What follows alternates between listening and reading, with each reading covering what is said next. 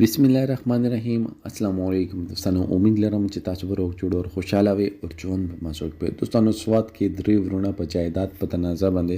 ډېرې زیاتې بې دردۍ سره قتل شوي دا واقعیت څنګه رامخې ته شوله دې باره کې به ټول معلومات په دې ویډیو کې شریکو او که تاسو ټولو معلوماتو باندې ځان خبرول غواړئ مونږ ویډیو ځان تر اخره پورې وګورئ او چې کوم ملګري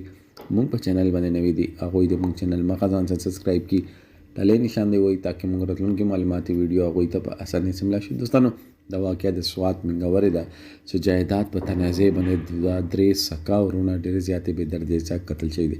دوستانو د جایداد دا دنیاوي چیزونه چې دي دا په دې دنیا کې پاتې شي آخرت کې به خپل عمل ځان سره وړو او دلته خلک د حد پرې ظالم شوي دي چې پورا خاندان د جایداد په تنازع باندې ختم کی اور هغه جایداد باندې چې کوم چې هغوی خپل ویهنه د الکان چې جایداد دوی خپل دوی خبره جرګې ته همیشه چې کوم کس په حق باندې وي هغه به خبره د جرګې ته وباسي جرګې نه هغه کس سختي چې څوک چې غل وي اور نن سبا جرګې هم د حد پرې کیږي چې هغه فیصله هم بار کیږي او دوستانو ویل کیږي چې دا درې ورونه حق باندې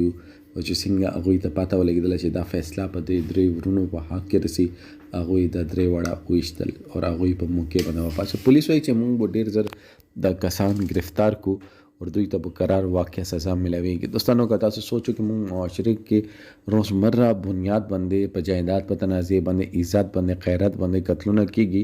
خو هیڅ وخت عبرت نه اخلي که عبرت ته اخیستنو کیدای شي دا واقعیت موږ د معاشره کې نه کیدله خو عبرت ته څوک نه اخلي یریږي نه چې یو ځل چې څوک دا کارونه وکړي اور چوک کې پانڅي شي اور چوک ته د سر لريږي او چې چا چې غلا کړي د لاسونو ته چوک کې کټ شي نو کیدای شي خلکو یره پیدا شي